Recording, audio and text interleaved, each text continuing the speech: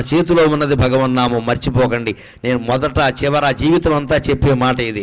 మీరు స్మరించండి, మీరు స్మరించండి. మనస్సులో స్మరించదలుచుకుంటే మడి లేదు, ఆచారం లేదు, స్నానం చేసే సమయం లేదు, భోజనం చేసే సమయం లేదు, ఎప్పుడైనా స్మరించవచ్చు. దానికి నియమం లేదు, నిష్ట లేదు, మనస్సుకి రూపం లేదు, కాబట్టి ఏ నియమం ఉండదు. అన్ని రోజులు పాటించినా ఒక్కరోజు కాళ్ళు కడుక్కోలేదు, దేవుడు అంత కక్ష కట్టడమ్మా. దేవుడిని పిశాచం అనుకోకండి, దేవుడు ప్రియుడు. నువ్వు ఒక్కరోజు నియమం తప్పితే దేవుడు కక్ష కడతాడా?